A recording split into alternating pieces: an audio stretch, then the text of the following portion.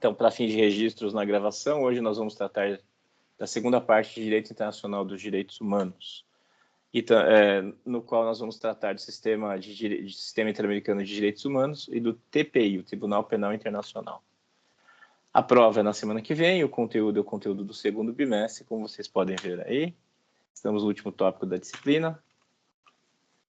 Na aula anterior, eu apresentei conceitos gerais, a internacionalização dos direitos humanos e o sistema global. Hoje nós vamos falar do sistema interamericano e do TPI. Então, relembrando um pouco do que vimos na aula passada, direitos humanos e direitos fundamentais se relacionam, mas não são sinônimos. Direitos fundamentais são basicamente direitos humanos positivados. São aqueles direitos humanos que estão previstos e garantidos na Constituição do Estado. Enquanto que direitos humanos extrapolam o ordenamento jurídico do Estado. Eles se referem a todos os seres humanos, sem nenhum tipo de distinção em função de cor, em função de posicionamento político, de etnia, de raça, de credo, de condição carcerária, nada disso importa. E visam resguardar o indivíduo contra abusos praticados pelo Estado, ou então quando o Estado, que deveria tutelar seus direitos, falha em fazê-la. Vimos que há uma longa construção histórica dos direitos humanos, remontando à antiguidade, passando pela Idade Média e Idade Moderna, e com as revoluções transatlânticas, podemos chamar assim, a Revolução Americana e a Revolução Francesa, nascem efetivamente os direitos humanos e se desenvolvem com o constitucionalismo ao longo do século XIX, ganhando concretude e perdendo em universalidade. Com relação à internacionalização dos direitos humanos, ela se dá numa terceira etapa dos direitos humanos. Então, no primeiro momento, os direitos humanos eram uma teoria abstrata e que se buscava atribuir-lhe universalidade. Então, isso logo das revoluções, no final do século XVIII, começo do século XIX. Depois, ao longo do século XIX, os direitos humanos foram sendo incorporados aos ordenamentos jurídicos do Estado, se transformando em direitos fundamentais, o que o Bobbio diz que significa perda de universalidade, mas ganho em concretude. E, por fim, numa terceira etapa, num terceiro momento, os direitos humanos passam a ser integrados ao direito internacional. Então, dentro desse processo, que é um grande processo de internacionalização dos direitos humanos, nós podemos ver duas etapas, né? Antes de 1945 e depois de 1945, há um divisor de águas. Antes de 1945, ao longo do século XIX, começo do século XX, primeira metade do século XX, os direitos humanos são incorporados ao direito internacional de maneira assistemática. Então, há basicamente regras relacionadas ao combate à escravidão, ao direito humanitário, ou seja, resguardo de vidas em período de conflito, a Liga das Nações, o direito do trabalhador, junto com a criação da OIT. Então, era uma integração assistemática. Após 1945, por conta do contexto do pós-guerra, em que a Segunda Guerra Mundial permitiu uma renovação de valores da sociedade internacional e foi criada a ONU, as normas de direitos humanos passaram a ser incorporadas ao direito internacional. E aí passamos a ter um direito sistemático, uma internacionalização sistemática e adoção por meio de tratados internacionais das normas de direitos humanos. É nesse momento que surge o que nós chamamos de direito internacional dos direitos humanos, que se consubstancia com o sistema global de direitos humanos, que é aquele criado pela ONU. Então, a gente viu que na ONU, o sistema global de direitos humanos se dá primeiro com a Carta da ONU, que falava pouco, muito pouco. Era necessária uma resposta mais dura, né, da ONU por conta da revelação dos campos de extermínio da Segunda Guerra Mundial, perpetrados pela Alemanha. Então foi criada a Comissão de Direitos Humanos da ONU, que produziu a Declaração Universal de Direitos Humanos, que foi proferida em 1948. Em 1966 vieram 2 tratados internacionais, o Pacto de Direitos Civis e Políticos e o Pacto de Direitos Econômicos, Sociais e Culturais. 2 tratados no mesmo ano. E em 1980, a Corte Internacional de Justiça julga o caso do pessoal diplomático e consular dos Estados Unidos em Teherã no qual reconhece que a Declaração Universal de Direitos Humanos integra os costumes internacionais e é também uma extensão da Carta da ONU. E, portanto, a Declaração Universal de Direitos Humanos é de cumprimento obrigatório. Então, já integra as normas de direitos humanos. E o que é chamado de Carta Internacional de Direitos Humanos são os documentos da ONU que consubstanciam o sistema global, que são basicamente a Carta da ONU, a Declaração de 1948 e os dois pactos de 1966. Tudo bem, isso é o que a gente viu na aula anterior. Então, hoje nós vamos falar do Sistema Interamericano de Direitos Humanos. O que vem a ser o Sistema Interamericano? Então, basicamente, existe um sistema global e existem sistemas regionais de direitos humanos. O sistema global é aquele feito no âmbito da ONU. Então, basicamente, são normas substantivas, mas não há normas instrumentais no sistema da ONU, no sistema global. Há aqueles documentos que eu mostrei para vocês, que a gente falou, né, no slide anterior, a Carta, a Declaração e os pactos, que dizem quais são as normas de direitos humanos, mas não há mecanismos de implementação dessas normas.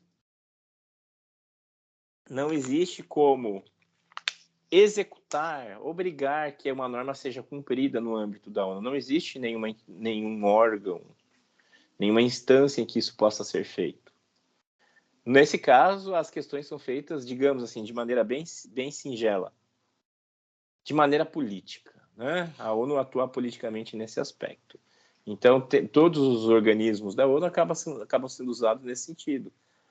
A Comissão de Direitos Humanos, o Conselho de Segurança, a Assembleia Geral, o Secretariado, todos aí buscam a consecução das normas de direitos humanos, mas não existe uma instrumentalização específica. É tudo por motivação política, digamos assim. Então, em síntese, o sistema global tem normas substantivas, mas não tem normas instrumentais. Não é possível instrumentalizar o cumprimento dessas normas no âmbito da ONU. E os sistemas regionais? A Carta da ONU admite que sejam criadas instituições, organizações regionais para congregar os países, e assim foi feito. No âmbito das Américas, existe a Organização dos Estados Americanos, a OEA, que congrega todos os 35 estados soberanos da região. E no âmbito da OEA foi criado um sistema de direitos humanos, que é chamado Sistema Interamericano de Direitos Humanos. Os europeus também criaram, né, o chamado Sistema Europeu de Direitos Humanos, que não é a mesma coisa que a União Europeia. Tá? Tem países da União Europeia, do Sistema Europeu de Direitos Humanos participam vários países de fora da União Europeia, por exemplo, a Rússia, né?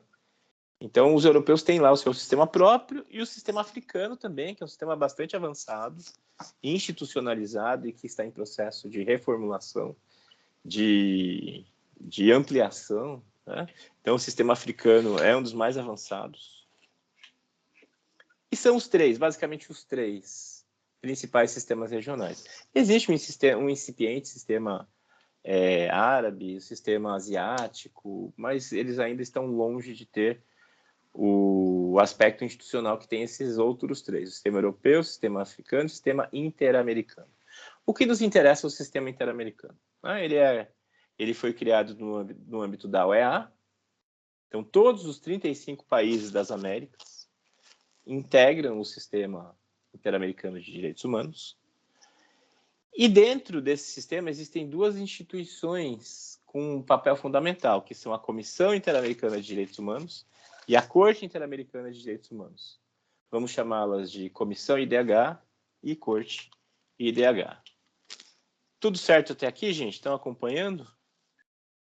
Alguma dúvida até aqui?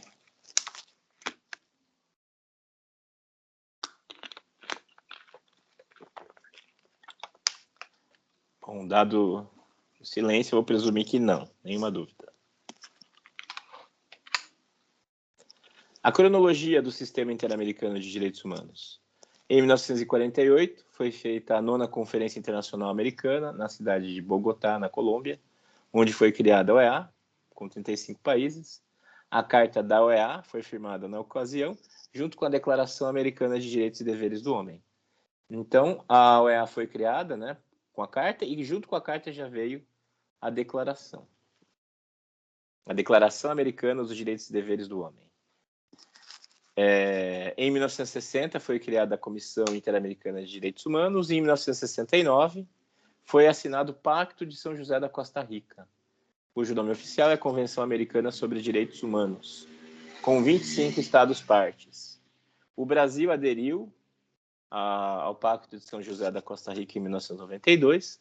Nós já estudamos os aspectos, consequências decorrentes dessa adesão, né?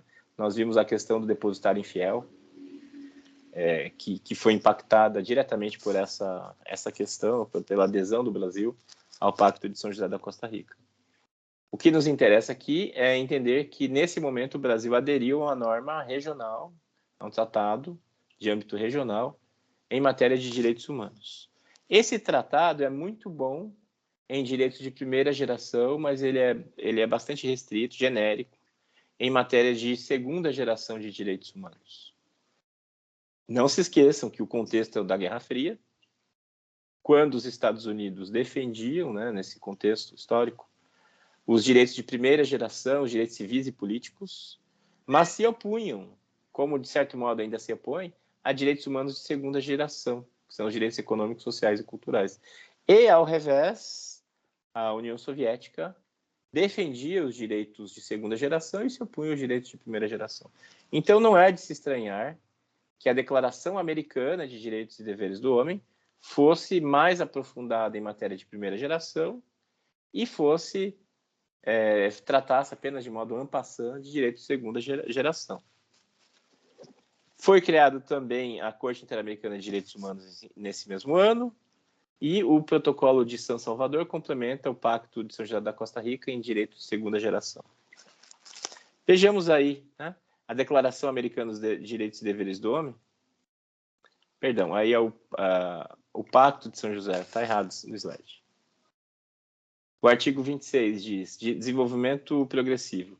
Os Estados-partes comprometem-se a adotar as providências, tanto no âmbito interno como mediante cooperação internacional, especialmente econômica e técnica, a fim de conseguir progressivamente a plena efetividade dos direitos que decorrem das normas econômicas, sociais e sobre educação, ciência e cultura, constantes na Carta da Organização dos Estados Americanos, reformada pelo Protocolo de Buenos Aires, na medida dos recursos disponíveis, por via legislativa ou por meios apropriados.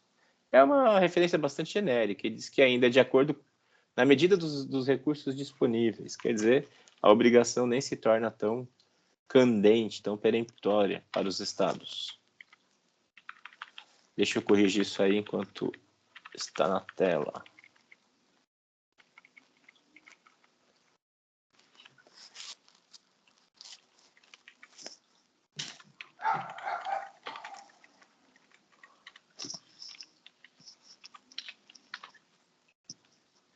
Pronto, é o Pacto de São José da Costa Rica.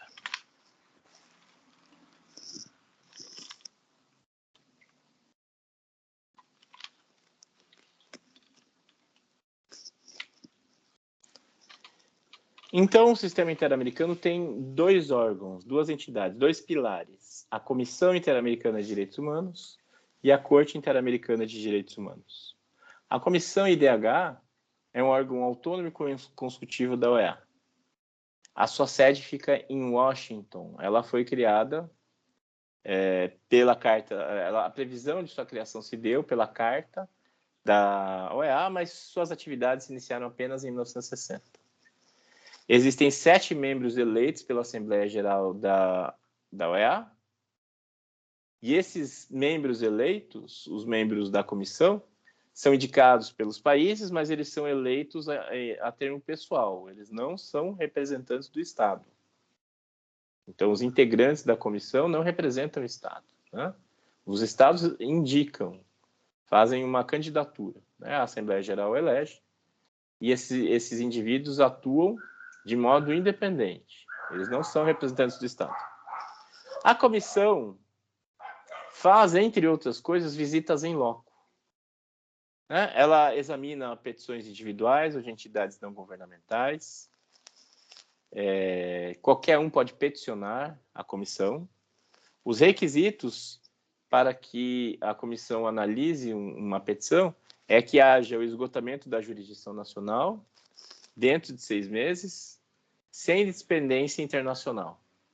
Quer dizer, aquela questão denunciada para a Comissão Interamericana de Direitos Humanos, ou seja, uma violação das normas por parte de um Estado-membro, tem que já ter sido analisada no tribunal interno. Não se esqueçam, né, que quem fere normas de direitos humanos é o Estado. O indivíduo não fere normas de direitos humanos. Então, aqui é analisada a atuação do Estado, tá? Se o Estado viola normas de direitos humanos, não é o indivíduo. Por mais terrível que seja um crime cometido por um indivíduo, ele será um crime comum, né? A menos que ele seja representante do Estado, né? Ou então o Estado, por ação ou omissão, fira normas de direitos humanos. Aí é o Estado que está praticando o crime, e é crime de direitos humanos. Nesse caso, então, as denúncias contra os Estados podem ser feitas por qualquer pessoa ou entidade diretamente à comissão. A condição é que a questão já tenha sido analisada no âmbito interno. E a jurisdição não pôde ou não quis, né? Não pôde ou não quis julgar. Aí, dentro de 6 meses de encerrado o caso na jurisdição interna, de esgotada a jurisdição interna, esse caso tem que ser apresentado. Então, é um lapso temporal bem curto esse, né? Mas também para dar segurança jurídica. E não pode haver litispendência internacional, quer dizer, o mesmo caso não deve ser motivação para análise em outro Estado. Se um outro Estado puder analisar em sua jurisdição interna, então haja litispendência internacional. Então, não pode haver. E a comissão também faz as chamadas visitas em loco. Como eu falei para vocês em outra oportunidade, o Brasil fez uma reserva no Pacto de São José da Costa Rica com relação às visitas da comissão. A reserva diz mais ou menos assim, né? O que o Brasil autoriza as visitas, mas se reserva o direito de aprová-las, né, previamente. Então, a comissão tem que pedir para o Brasil e o Brasil deve referendar aí a autorização para que a comissão venha fazer a visita em loco. É uma reserva, como eu expliquei para vocês. Não fere o teor da obrigação assumida. Introduz apenas uma interpretação interna, né? Explicita uma interpretação particular interna, né, daquele Estado com relação à aplicação de um dispositivo de um tratado internacional. E a comissão já analisou diversos casos envolvendo o Brasil. Por exemplo, o caso Carandiru, de 1992, a Candelária, de 1993, Maria da Penha, de 2001. São casos analisados pela Comissão Interamericana de Direitos Humanos. A comissão profere recomendações, tá? Recomendações. Essa é a função essencial da comissão. Os pareceres consultivos, né? Os pareceres da comissão são recomendações, não são sentenças. Então, no caso, nessas situações aí, e em outras, o Brasil sempre foi bastante cumpridor das disposições da comissão.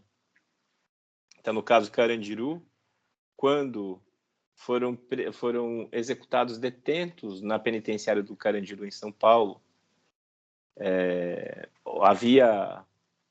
havia provas cabais de execuções, né, de detentos dentro do Carandiru, porque tinha havido uma revolta dos presos, a Polícia Militar de São Paulo entrou e fez um morticínio, uma carnificina dentro do presídio. E ficou comprovado que houve execuções sumárias, pela posição do corpo, entrada do tiro, prova testemunhal, né? Eram fartas as provas.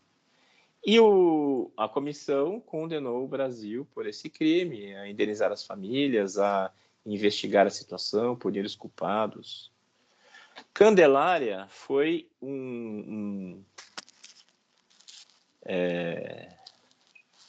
também uma situação em que de morte de grupo, no caso, eram de crianças de rua que dormiam sob a marquise da Catedral da Candelária, no Rio de Janeiro. E ali houve uma chacina, né? Vieram motoqueiros encapuzados e atiraram nas crianças que ali morreram. Teve alguns sobreviventes e tal. Um dos sobreviventes até se envolveu depois num crime famoso, que deu origem a um filme. Mas nessa questão também o Estado brasileiro foi condenado a julgar, a punir os culpados, indenizar as famílias, indenizar os sobreviventes. E o caso mais famoso e mais emblemático é o caso Maria da Penha, que comemorou-se recentemente 20 anos, né, da decisão. Acho que em mês de agosto, né, comemoraram-se os 20 anos da decisão da comissão a respeito desse caso. Então, no caso Maria da Penha, essa senhora sofreu 2 tentativas de homicídio por parte do seu então marido. Na primeira ele tentou eletrocutá-la no banho. Na segunda ele deu um tiro nas costas dela enquanto ela dormia. E ela ficou paraplégica. O caso demorou mais de 10 anos para ter sentença, né? Estava parado na justiça. E essa questão foi denunciada à comissão, e a comissão analisou e condenou o Brasil a indenizá-la por não ter lhe dado proteção adequada.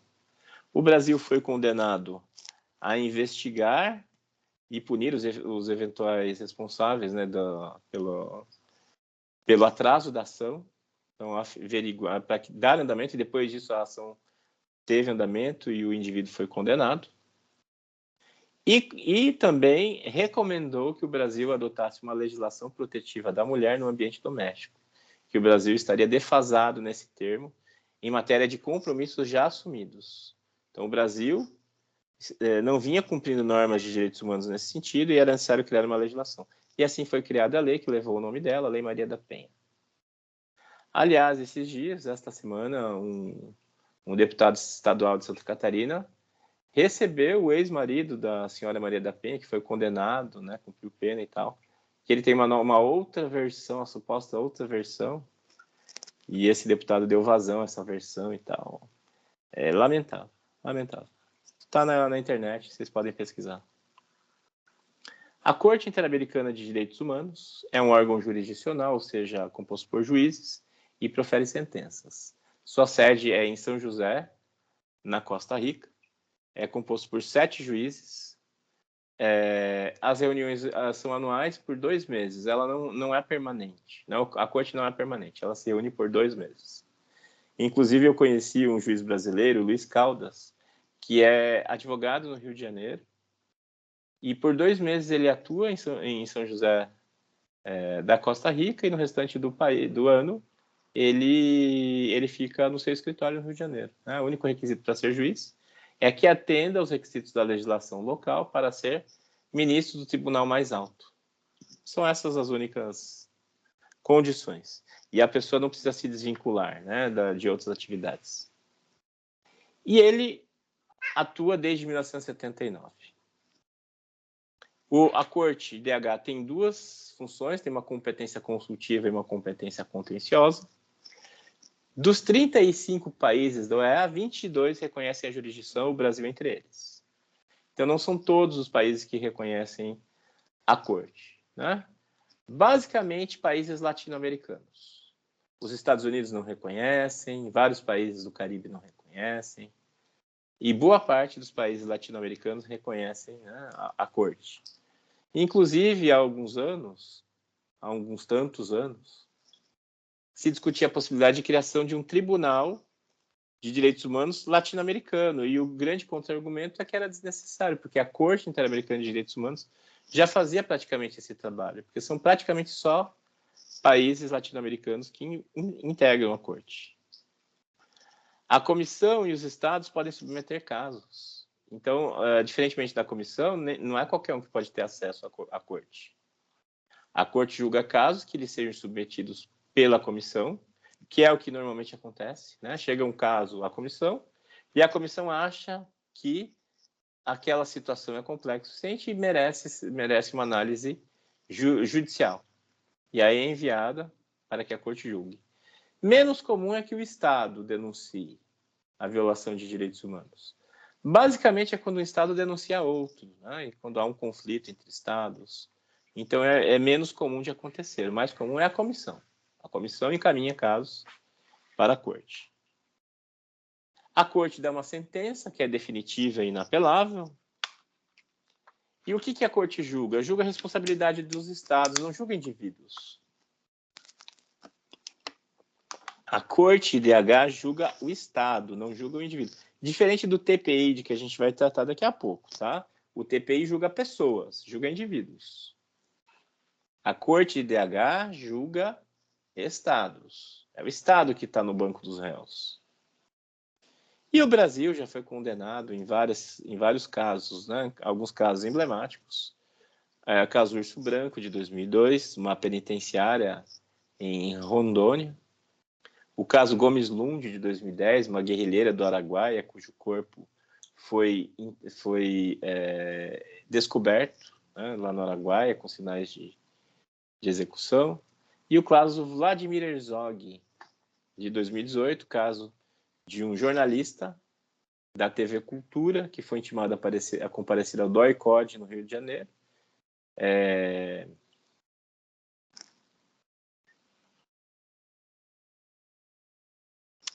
Em São Paulo, perdão.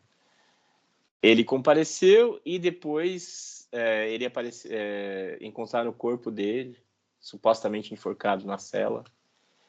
E foi bem no período da ditadura. E a ditadura, né, os responsáveis disseram que ele tinha se enforcado na cadeia.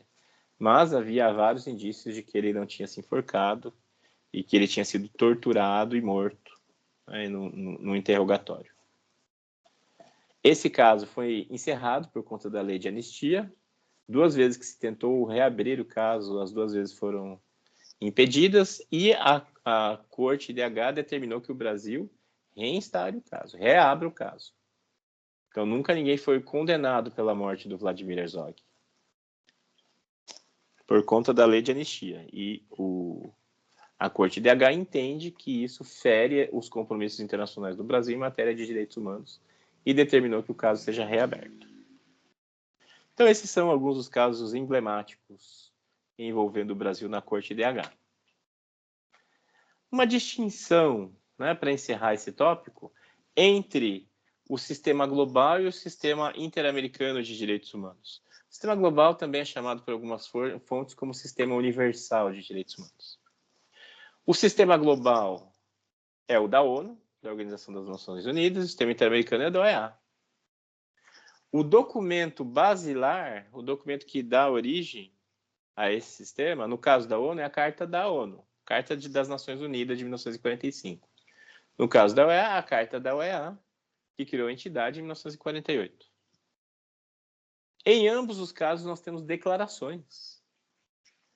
Na ONU, né, no âmbito global, nós temos a Declaração Universal dos Direitos Humanos, de 1948, que tem uma importância ímpar, e que, como eu já falei para vocês, é mais que uma declaração, que uma mera declaração, por conta daquela decisão da Corte de Haia, que entendeu que essa declaração integra as normas consuetudinárias internacionais.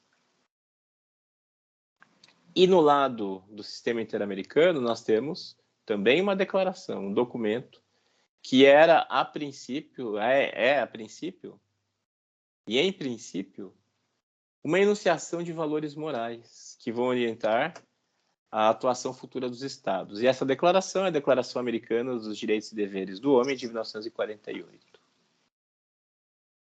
Então, a Declaração Universal suplantou em muito seus objetivos iniciais.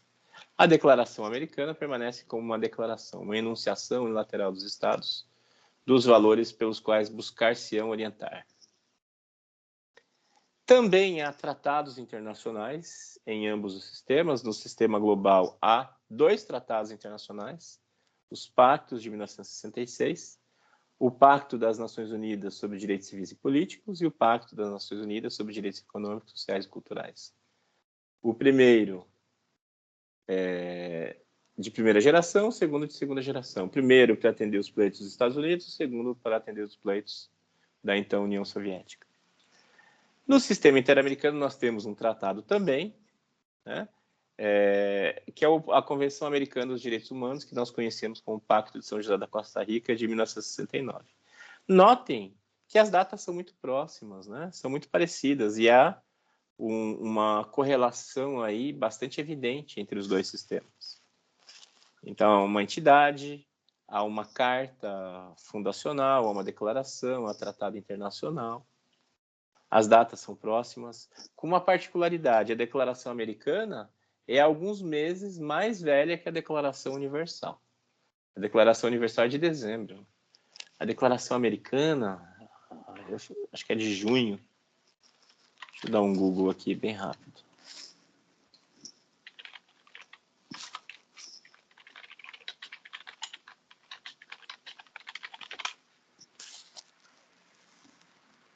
Fala 1948, mas não fala o mês.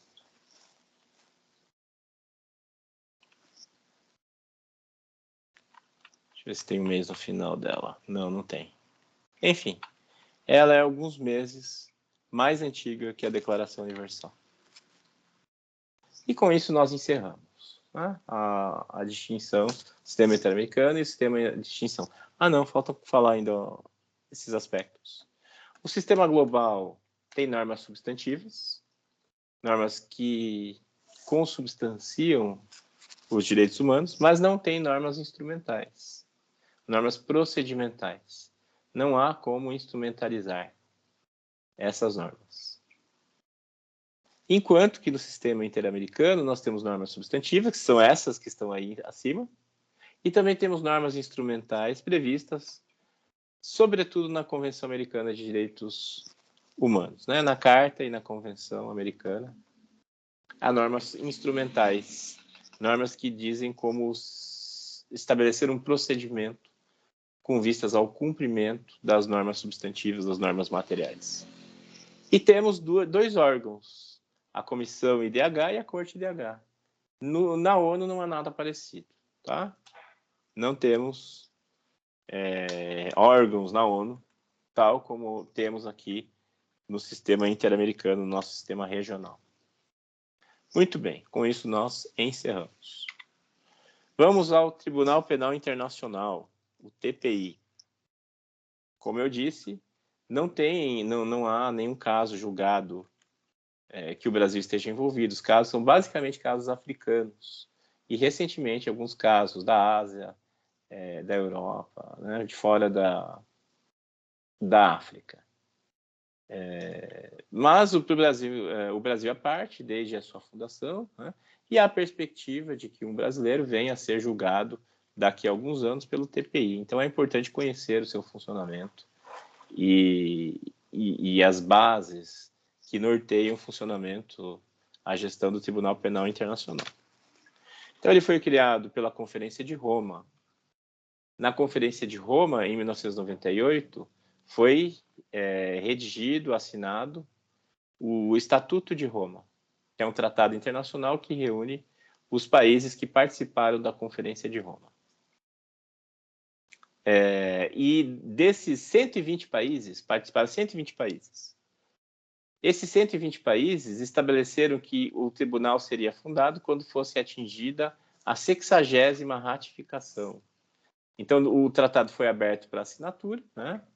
Então, ele foi assinado por tantos países e a disposição é que esse tratado deveria ser ratificado, né? O que a gente já estudou aí, o ITER de celebração de tratado internacional, e sabemos que depois de assinado ele tem que ser ratificado pelos Estados. Então, como se tratava de um tratado multilateral, estabeleceu-se o mínimo de 60 ratificações para que o tratado entrasse em vigor. A 60ª ratificação se deu em 2002, então o tratado seria executado e o tribunal seria fundado, né? E o Brasil entrou na primeira leva e foi o 69º país a ratificar o tratado. Então, o Brasil entrou já na primeira leva de países sob a jurisdição do TPI.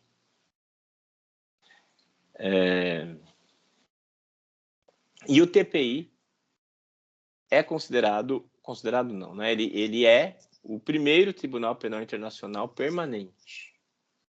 Primeiro Tribunal Penal Internacional permanente. Existem outros tribunais? Sim, a gente acabou de ver, a Corte de H, a Corte de Haia, existem vários tribunais internacionais. Ele é o primeiro tribunal penal, existiram outros tribunais penais, né, internacionais, mas ele é o primeiro de caráter permanente. É o primeiro de caráter permanente. E é calcado em outras experiências, em experiências anteriores, de tribunais de exceção ou ad hoc. Então, antes de falar um pouco mais sobre o TPI, eu vou falar dessas experiências anteriores. São quatro tribunais ad hoc que inspiraram a criação do TPI. Tá? 2 no pós-Segunda Guerra, do pós-Segunda Guerra Mundial, e 2 no pós-Guerra Fria. Então, os 2 do pós-Segunda Guerra Mundial são o Tribunal de Nuremberg e o Tribunal de Tóquio, feitos para julgar os derrotados, né? São 2 tribunais criados pelos vencedores para julgar os derrotados. No caso, a Alemanha, os governantes alemães, e os japoneses, os militares japoneses. E são 2 tribunais bem diferentes de organização, de propósitos, de resultados, mas foram feitos pelos vencedores para julgar os vencidos. E os outros 2 tribunais, o Tribunal de Ruanda e o Tribunal para a Antiga Iugoslávia, foram criados depois da Guerra Fria, depois que já não existia mais a União Soviética, que a Alemanha já tinha sido reunificada, quando eclodiram 2 guerras, uma na África, outra na Europa, e era necessário julgar os culpados. Então são 4 tribunais de exceção. Eles foram instituídos após os fatos, né, que é o que caracteriza um tribunal ad hoc, um tribunal de exceção, que fere, portanto, o princípio do juiz natural. Não havia juízes exercendo jurisdição antes dos fatos, nem havia normas, não havia tipos penais estabelecidos previamente. Então, esse é o vício do Tribunal de Exceção. Mas a sociedade internacional entendeu que era necessário. Era uma contingência necessária, dado o contexto, né, de cada qual. Então, vamos falar dos 2 primeiros. Tribunal de Nuremberg e Tribunal de Tóquio. O Tribunal de Nuremberg funcionou entre 1945 e 1946. Era um tribunal militar. E criaram-se... Perdão. Era um tribunal penal internacional para o qual se criaram 3 tipos penais. Crimes contra a paz, crimes de guerra e crimes contra a humanidade. Então foram tipificados esses 3 tipos. Os juízes eram juízes dos países vencedores, do Reino Unido, da França, dos Estados Unidos e da União Soviética. Foi um tribunal imposto aos derrotados da Alemanha. E foram 24 réus. Apenas 24 réus julgados, remanescentes do governo nazista. Eram os mais altos, as mais altas patentes, os mais altos políticos, né, ocupantes de cargos públicos, sobreviventes da guerra que foram julgados. Não quer dizer que oficiais de outras patentes não fossem julgados. Eles eram julgados pelos tribunais alemães mesmo. Né? Tem um filme... Tem vários filmes que mostram isso, mas tem um filme bem bacana que eu me lembro, só não lembro do nome agora. O Leitor, é isso aí. Que mostra o julgamento de militares, né, subsistentes, né, de patentes menores, eram julgados nos tribunais alemães, os tribunais nacionais alemães, da Alemanha Ocidental e da Alemanha Oriental também. Agora, esses 24 réus eram 24 remanescentes de alta patente e partícipes do governo. Desses 24, um foi julgado à revelia e condenado, mas depois se descobriu, isso tem alguns anos, né? Foi há uns 10 anos mais ou menos, foi descoberto o corpo dele, né? Supostamente ele foi visto, supostamente ele tinha sobrevivido, porque haviam visto ele fugindo no final da Segunda Guerra, né? Quando Berlim estava sendo já invadida pelos alemães. Então, imaginava-se que ele tinha sobrevivido, mas o corpo dele foi descoberto em escombros. Então, ele não sobreviveu. Mas ele foi julgado à revelia. Um deles foi liberado, né? Não absolvido, liberado mesmo. E um suicidou-se antes do julgamento. houve 12 condenações à morte. Goering, que era um dos ministros e braço direito do Hitler, suicidou-se antes da execução, né? Ele fez um espetáculo público, não reconhecendo a jurisdição do tribunal, e se suicidou. Conseguiu acesso a veneno e se suicidou. Ribbentrop e demais, né, foram executados na forca com corda curta. Corda curta é quando o executado fica estrebuchando, né, ele demora para morrer. Corda longa é quando quebra o pescoço do executando, ele morre imediatamente. Mas não pode ser muito longa, porque daí arranca a cabeça, né, como aconteceu com o Saddam Hussein.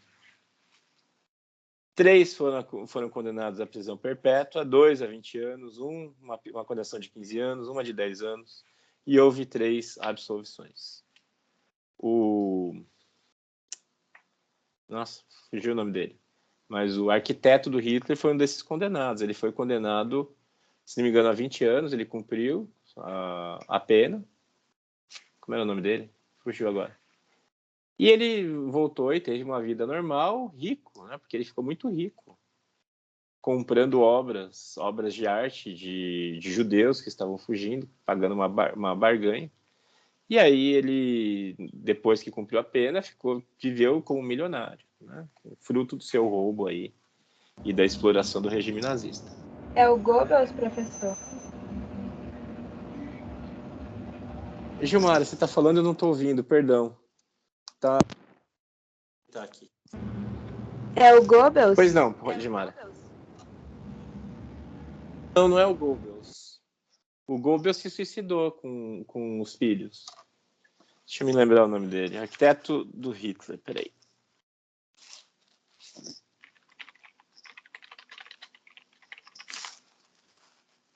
Albert Speer.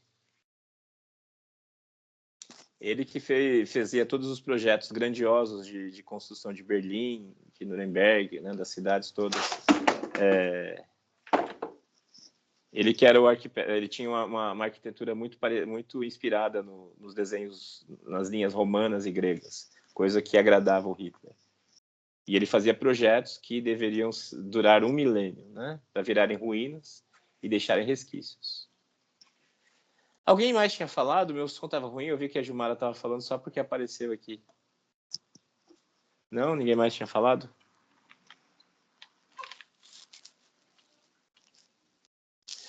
Então, esse foi o Tribunal de Nuremberg.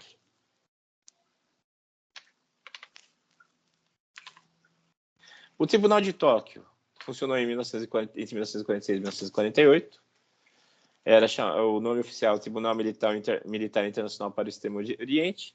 E tinha 3 classes de crimes, classe A, classe B e classe C, aplicado a hierarquia residente no Japão. 4 tipos de crimes: crimes contra a paz e de guerra, crimes contra a humanidade, genocídio e complô de guerra. Foi excluído o imperador Hirohito, que não foi julgado. Dos crimes de classe A, que eram aqueles militares envolvidos mais diretamente com a guerra, de mais alta patente, foram 25 réus, né, e dos 25, 7 foram condenados à morte. E foram milhares de julgamentos, né, de várias patentes. O Tribunal de Tóquio teve uma atuação bem mais intensa que o Tribunal de Nuremberg. E bem mais polêmico também, tá? Que ali integraram, não só... Ali, no Tribunal de Nuremberg foram basicamente os vencedores de países brancos. Ali foram de países vencedores de países não brancos, como Índia, Tailândia, também Austrália, mas que tinham uma compreensão diferente dos direitos humanos. Então, houve bastante discórdia, bastante discordância, voto vencido, né? Enquanto no Nuremberg foi quase tudo por consenso, ali não, o Tribunal de Nuremberg não foi tão pacífico em suas decisões. Depois, nos anos 90, o Tribunal de Ruanda e o Tribunal para a Antiga Iugoslávia. O Tribunal Penal Internacional para Ruanda julgou os perpetradores do genocídio de Ruanda de 1994, quando os Hutus, uma das etnias do país, massacraram 800 mil Tutsis. Então foi um morticínio imenso. Tem um filme chamado Hotel Ruanda que eu recomendo muito, que mostra uma passagem desse conflito. Então, basicamente, eram duas etnias que já tinham inimizade antiga, mas que foram amarradas dentro de um mesmo país, de modo artificial, pelos belgas. Então, e os belgas incentivaram essa rivalidade histórica entre Tutsis e Hutus, por questões racistas, né? Uma das etnias, eu não lembro qual, tinha pele mais clara que a outra, e os belgas beneficiavam, né? Então davam direito a cargos para os de pele mais clara e tal. Isso intensificou a rivalidade que havia. Depois que os belgas se retiraram, criaram esse país chamado Ruanda, amarrando duas etnias rivais, inimigas históricas. E então era um barril de pólvora que demorou até que bastante para explodir. E quando explodiu foi esse morticínio, essa carnificina, esse genocídio, esse massacre de 800 mil pessoas.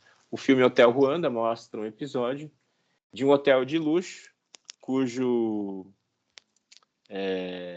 gerente abriu as portas para receber refugiados. E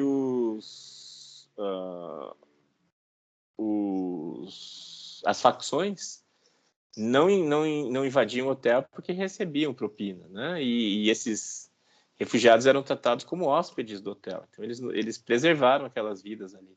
E isso virou filme, né? E tem uma cena lá me marcou bastante, que era o gerente indo de jipe para um lugar, né? Foi lá, a estrada estava limpa. Quando voltou, estava tudo nublado e a estrada, o jipe começou a balançar bastante na estrada, né? Passar por como fala, por obstáculos. Aí ele parou e foi ver, a estrada inteira estava tomada de corpos. No tempo dele ir e voltar, milhares de pessoas foram mortas lá, e o rio cheio de pessoas, de corpos de pessoas, né? Tudo isso baseado em fatos reais. Foram 3 tipos estabelecidos para o tribunal. O tribunal teve sede em Arusha, na Tanzânia. Crimes de genocídio, crimes contra a humanidade e crimes de guerra. E 3 dirigentes foram condenados à prisão perpétua em 2008. O Tribunal para a Antiga Iugoslávia foi instalado em Haia, na Holanda. Era o Tribunal Penal Internacional para a Antiga Iugoslávia, por conta da guerra da Bósnia, né? Nos anos 90. O tribunal teve um funcionamento mais longo, entre 1993 e 2018, muito tempo, né? Estendeu-se muito mais do que se esperava. Ele tinha jurisdição para julgar graves violações às Convenções de Genebra de 1949, violações às Convenções Internacionais sobre Guerra, crimes contra a humanidade, genocídio. E em 30 de novembro de 2017, o último réu se matou com veneno perante o tribunal durante a leitura de sua sentença. Eu pus aí para verificar quantos réus, mas acabei esquecendo de aferir esse número. E aí está o caso, né? Foi um final bastante perturbador desse tribunal. Então, condenado por crimes de guerra, se mata com veneno durante o julgamento. E Slobodan Praljak foi sentenciado a 20 anos de prisão por seu envolvimento na perseguição e morte de muçulmanos durante a Guerra da Bósnia. Então, ele já tinha sido condenado, ele tinha feito um recurso ao próprio tribunal, a apelação dele estava sendo julgada, era o último julgamento do tribunal. O juiz proferiu a sentença e perguntou se ele tinha algo a dizer. Daí ele falou que não reconhecia o tribunal, fez um discurso, e aí pegou ali um copo de veneno, tomou e morreu ali mesmo. E não se sabe de onde ele conseguiu esse copo de veneno, que ele estava preso já há vários anos. Então foi um final bastante perturbador, nostálgico, enfim, para as atividades desse tribunal, que logo depois fechou as portas e se encerrou, né, em 2018, no começo de 2018. Muito bem, então essas 4 experiências de tribunais ad hoc, tribunais que ferem o princípio do juiz natural, foram relevantes para a criação do TPI. Então, ali nos anos 90, quando foram criados aqueles 2 tribunais, para a Antiga Iugoslávia e para a Ruanda, voltou-se a movimentação para a criação de um tribunal permanente. Não era uma ideia nova, era uma ideia antiga. A primeira vez que foi ventilada com seriedade a criação de um Tribunal Penal Internacional Permanente foi após a Primeira Guerra Mundial. A ideia era julgar o Kaiser alemão, né? Só que ele abdicou do trono na balbúrdia que virou o Entre Guerras e se refugiou na Holanda e deu início ali à República de Weimar, na Alemanha, e aí o tema arrefeceu. Então não havia mais clima para a criação do Tribunal Penal Internacional nesse contexto, a ideia foi deixada de lado. Depois da Segunda Guerra Mundial, também havia a ideia de criar-se um tribunal permanente. Só que as potências, os Estados Unidos e a União Soviética, não eram favoráveis a isso. Eram, sim, favoráveis à criação de tribunal de exceção, tribunal temporário, que foram o Tribunal de Ruanda e o Tribunal de Nuremberg e o Tribunal de Tóquio. Então, as duas superpotências não eram favoráveis. Aí o tema foi esquecido, arrefeceu de novo. E aí, nos anos 90, com aqueles conflitos, ventilou-se novamente a criação de um tribunal permanente. Os Estados Unidos, dessa vez, contrários, não queriam, né? Aí foram criados aqueles dois tribunais ad hoc, mas a ideia continuou, principalmente por parte dos países europeus e dos países latino-americanos, na criação desse tribunal permanente. E daí, mesmo contrariamente aos interesses dos Estados Unidos, a ideia foi levada a cabo. Foi feita a Conferência de Roma, em 1998, vejam que é na mesma década daqueles dois tribunais, né? E aí ocorreram eu devia ter trazido os números, não tem, mas cerca de 150 países participaram. Quando o tratado foi feito, o Estatuto de Roma, foi aberto a assinatura, nem todos assinaram, só 120 daqueles supostos 150 assinaram. E nem todos ratificaram, né? Quando 60 ratificaram, ele entrou em vigor para aqueles 60. Mais alguns que ratificaram no vácuo, como o Brasil, né? E hoje estamos assim. Países que não assinaram, países que assinaram e países que assinaram e ratificaram. Em azul escuro, assinaram e ratificaram. Quer dizer, são partes do TPI.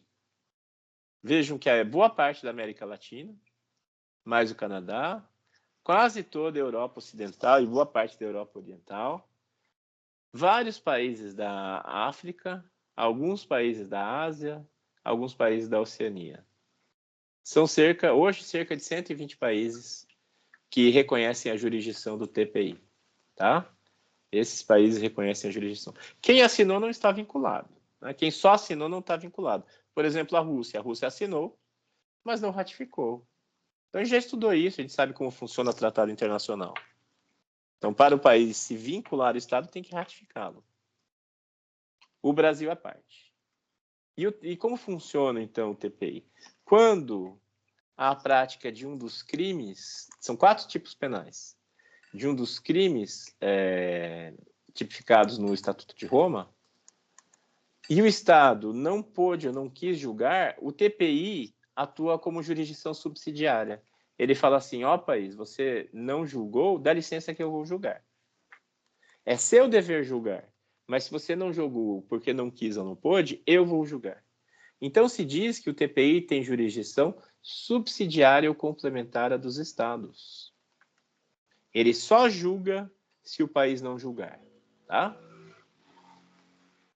Então, se houve a prática de um dos tipos penais de direitos humanos por parte de um indivíduo naquele país, é dever do país julgar aquele indivíduo. Veja que é indivíduo dessa vez, tá? Lá no Sistema Interamericano de Direitos Humanos, a gente estava vendo que era o Estado que estava sob análise, né? Eventual condenação. Aqui é o indivíduo. E o Instituto é chamado de entrega. Então, quando o TPI bate a porta de um país e pede para julgar o indivíduo, o Estado, o país, é obrigado a entregá-lo, a figura da entrega, não é extradição. Tá? E aí existe uma interpretação aqui no Brasil, que eu já li a respeito, que fala assim, o Brasil nunca poderia entregar um brasileiro ao TPI. Por quê? Porque a Constituição proíbe expressamente a extradição de brasileiro nato. Tá? Então, eu já vi essa interpretação, já vi artigo escrito a respeito, mas, enfim, conheço a refutação. Não é extradição, é entrega. A Constituição proíbe extradição de brasileiro para outro país. O instituto da entrega é basicamente o cumprimento de uma obrigação assumida pelo Brasil em relação ao Tribunal Penal Internacional, em que se vai entregar um brasileiro nato, naturalizado, pouco importa, para ser julgado por um daqueles 4 tipos penais. Então, não, isso não é extradição.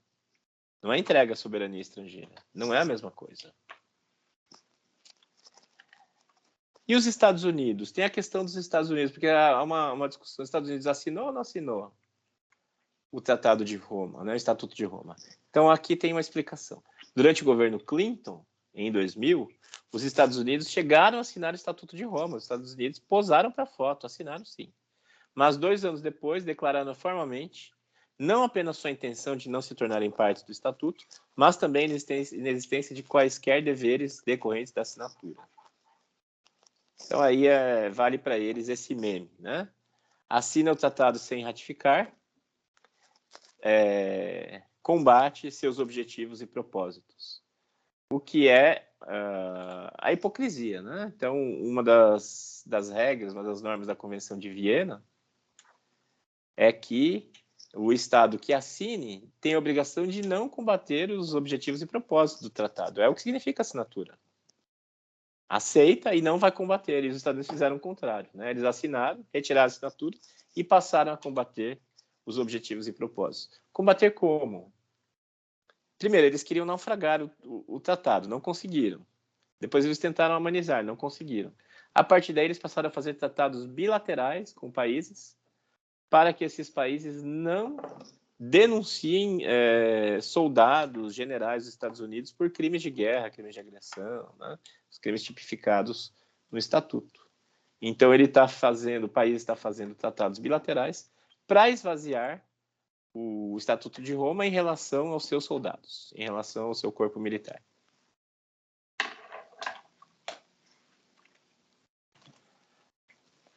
Então, o TPI julga indivíduos por crimes de direitos humanos. Quais são esses crimes? São 4 tipos penais. Crime de genocídio, crimes contra a humanidade, crimes de agressão e crimes de guerra. São esses 4 tipos penais, calcados nas experiências daqueles 4 tribunais. Esses tipos penais não foram inventados agora, né? Eles partem da experiência daqueles tribunais anteriores. Aí, a definição de cada um dos tipos. O que é genocídio? Ato praticado com a intenção de destruir no todo ou em parte grupo nacional, étnico, racial ou religioso. Esse ato pode ser, né? Geralmente a gente pensa que é homicídio. Pode ser homicídio de membros do grupo. Mas também podem ser ofensas graves à integridade física ou mental de membros do grupo. Pode ser sujeição intencional do grupo a condições de vida pensadas para provocar a sua destruição física, total ou parcial. Imposição de medidas destinadas a impedir nascimento no seio do grupo. Transferência à força de crianças do grupo para outro grupo. Aqui no Brasil, a transferência forçada de crianças pode ser considerada um tipo de crianças indígenas. Pode ser considerada uma forma de genocídio. Né? Então vejam que não é só morte. É uma forma de impedir a perpetuação do grupo, de um determinado grupo. Crimes contra a humanidade. O que são crimes contra a humanidade? A ideia dos crimes contra a humanidade é a seguinte: são crimes que não ferem apenas o indivíduo que foi violentado fisicamente, né? Física ou psicologicamente. Fere toda a humanidade. Por exemplo, a tortura. A tortura é um crime contra a humanidade. A ideia é a seguinte: não é só a pessoa torturada que está sendo violada. Nós, todo mundo estamos sendo violados se uma pessoa é torturada.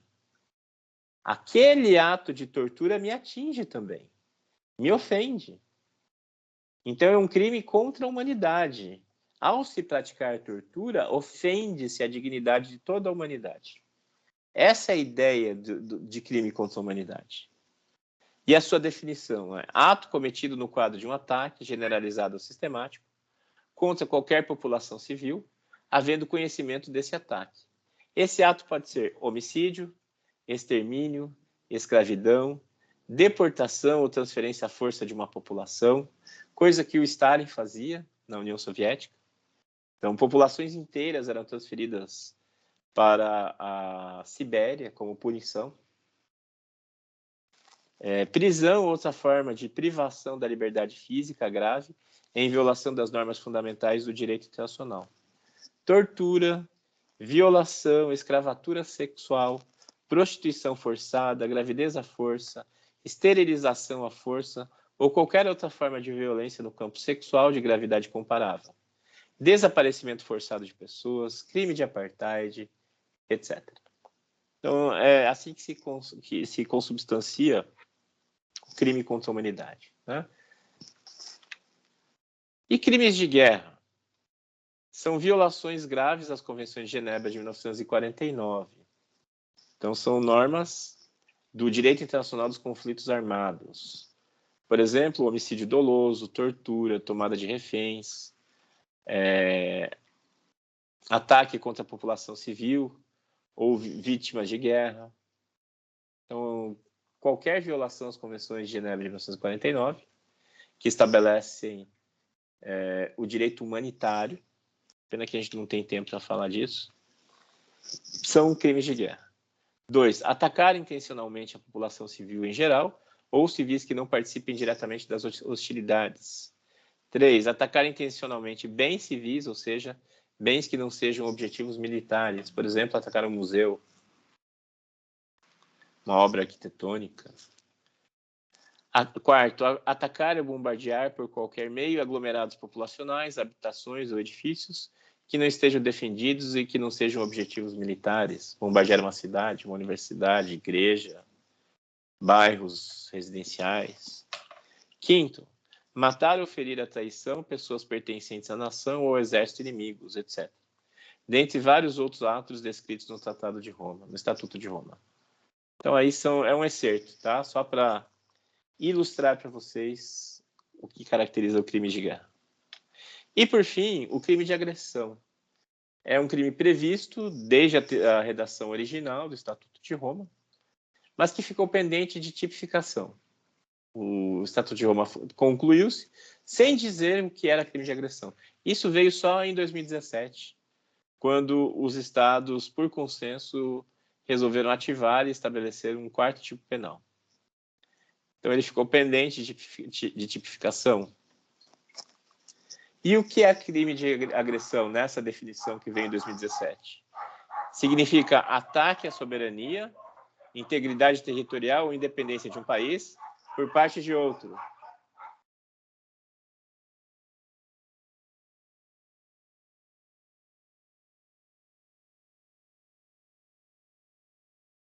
Ataque à soberania, integridade territorial e independência de um país por parte de outro, constando supostos culpados entre seus dirigentes.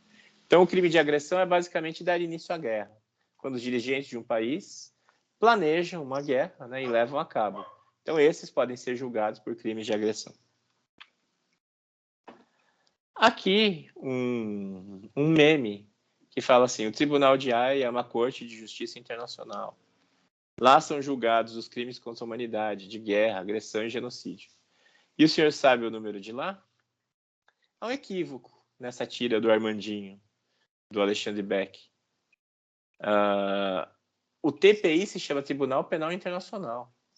O Tribunal de Haia, o Corte de Haia, é a Corte Internacional de Justiça. São dois tribunais diferentes, né? É muito comum que se confundam os dois. Então, não confundam os dois. Vamos distingui-los aqui, ó. O que é a Corte Internacional de Justiça, a CIJ, também chamada de Corte de Haia, e o que é o Tribunal Penal Internacional. A única coisa que eles têm, uma coisa que eles têm em comum é que eles estão sediados na cidade de Haia, na Holanda, né? Nos Países Baixos, ó, lá embaixo, sede, Haia nos Países Baixos, tá? Isso é o que eles têm em comum. Agora, eles têm muita diferença entre si. Qual a natureza da CIJ? É o principal órgão judiciário da ONU. Julga conflito entre países, né? Enquanto o TPI não é um órgão da ONU, ele é uma instituição permanente com personalidade jurídica internacional, é uma organização internacional.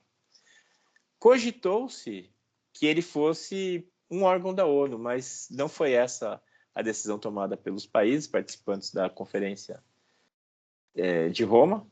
Então, ele é um órgão independente. Ele tem vínculos com a ONU. Os juízes do TPI são eleitos pela ONU, né? pela Assembleia Geral, pelo Conselho de Segurança, pela Assembleia Geral. Mas ele é independente da ONU. Enquanto a CIJ, né, a Corte de Haia, julga estados, o TPI julga pessoas. O documento constitutivo da CIJ é o Estatuto da Corte Internacional de Justiça, que é integrante da Carta da ONU.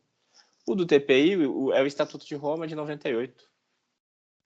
A Corte Internacional de Justiça começou a funcionar em 1921 com o nome de Corte Permanente de Justiça Internacional e passou a se chamar Corte Internacional de Justiça em 1946, com o novo estatuto, revisto.